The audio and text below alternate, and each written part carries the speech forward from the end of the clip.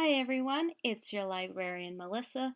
Today I will be reading Freedom on the Menu, The Greensboro Sit-Ins by Carol Boston Weatherford. This story is based on true events that occurred in the year 1960.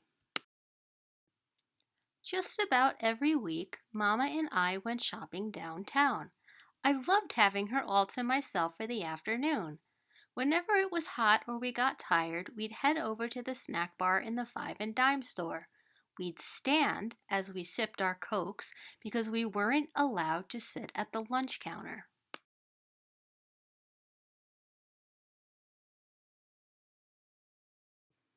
Once, I watched a girl swivel a stool as she spooned a banana split. In the empty seat beside her was a purse almost exactly like mine. "Can I have a banana split?" I begged Mamma.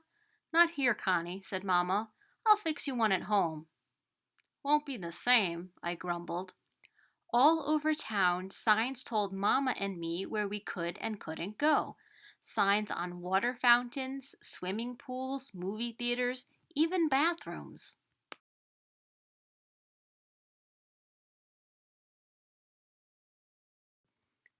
Everybody I knew obeyed the signs, except my great aunt Gertie from New York.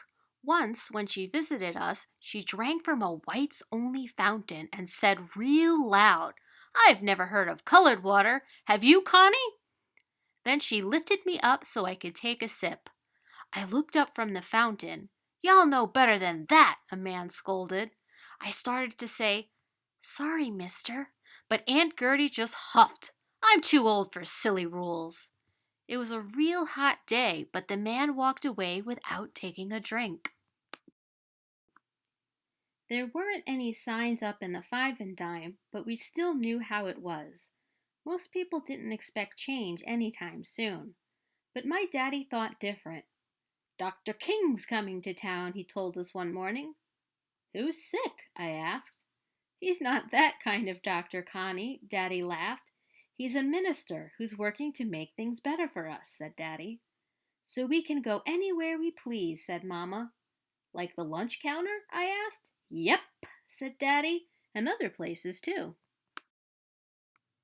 Later that week, our whole family went to hear Dr. King preach at the college chapel.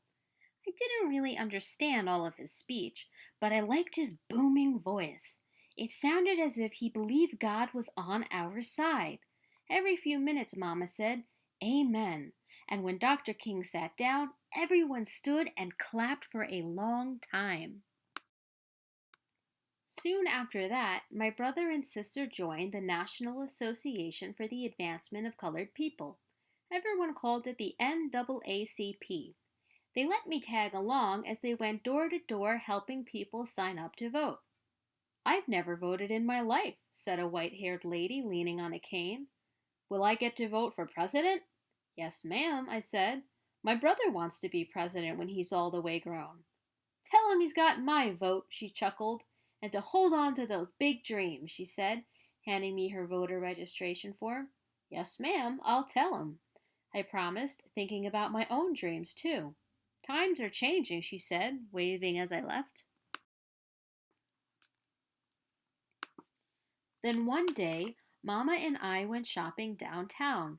We stopped at the snack bar, just like always. I tugged at Mama's sleeve. "Look over at the lunch counter. We know those boys." There sat four of Brother's friends from A&T College. "Do they know they're in the wrong place?" I whispered. "Some rules have to be broken," Mama whispered back. I heard one of them order, "Coffee and a donut, please."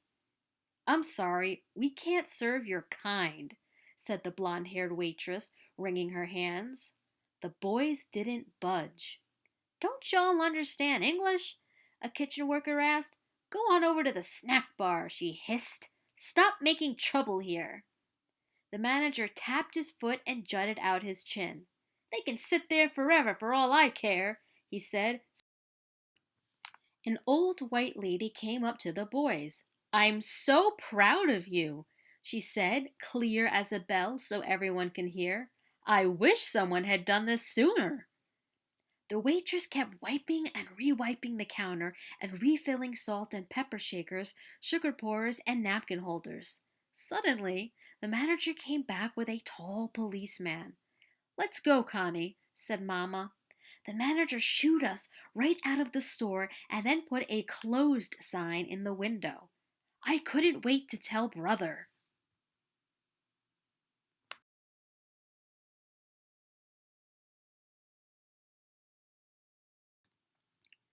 "Why'd your friends do that?" I asked. "If we can spend money at a store," said Brother, "it's only fair that we should be able to eat at the store's lunch counter." "I guess so," I said. "Think it'll work?" "Sometimes it's important just to try," said Daddy, rubbing his chin. The next day, Daddy showed me the newspaper. The headline said, "Negro students stand up by sitting down."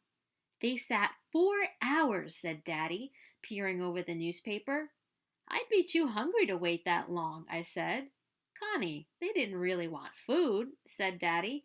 "They wanted to be allowed to get it, same as if they were white, to be treated fairly."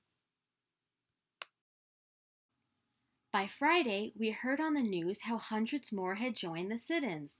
"The protests are growing," I told Daddy. "I'm joining the sit-ins," Brother said, bursting into the room. "And I'm going to picket downtown," said Sister, "tomorrow." "I want to go too," I said. "I'm plenty big enough to hold a sign, and I know I can sit." "It's good that you want to help," said Daddy, "but Connie, you're still too young for these things." "I never get to do anything important," I pouted. "You can help us make picket signs," said Sister. "That's very important." The next morning, I handed Sister my little flag for her to carry. "We'll tell you everything when we get home," Brother promised. Turns out I saw the protests on TV. Hundreds of people walked up and down the sidewalks in front of stores, restaurants, and movie theaters. I saw my own sister carrying a picket sign. And there it was, the back of my brother's head at the lunch counter. My own brother. "I'm just so proud of them," said Daddy. "Me too," I said. "I just pray there's no trouble," Mama fretted. After a while, I watched the news on TV almost as much as Mama and Daddy. One night, I saw a report on the sit-ins. "That doesn't look like downtown," I said. "Connie, the sit-ins have spread all over the South," said Daddy. Just then, the phone rang. I answered it. "Daddy, it's Sister. She got arrested at the lunch counter. She's in jail." Sister, who always got A's in school, who hardly ever got in trouble, who was what Mama called mule stubborn. Daddy raced to the police station, but Sister wouldn't let him get her out of jail. He told me how the students kept chanting, "Jail, not bail!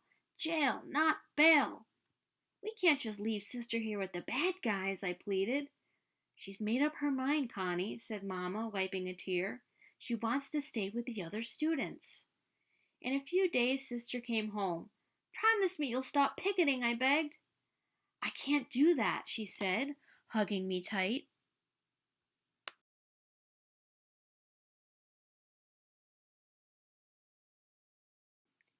Now, instead of shopping downtown, we had to order from the Sears catalog.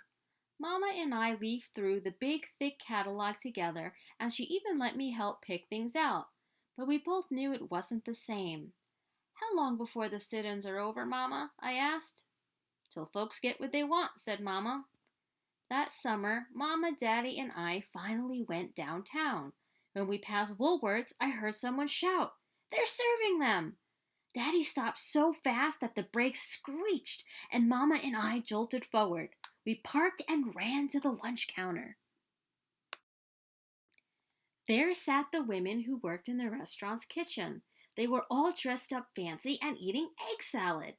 I can't even stand the smell of egg salad, but I stood and watched them eat every bite. "Looks pretty good," I said. Daddy and I shared big grins. The next day, Brother, Sister, and I made a special trip downtown. Brother wore a suit and tie. We girls wore hats and white gloves. At the lunch counter, I climbed up on a stool next to them. We'll have 3 hot dogs, 3 French fries, 2 coffees, 1 Coke, and 1 banana split, please, I told that blonde haired waitress. Sister and brother sipped coffee, and I twisted on my stool while we waited for our meals. Our food soon arrived. As I ate, the waitress plopped an extra cherry on a mound of whipped cream. She still looked nervous, but she smiled at me. It was the best banana split I ever had.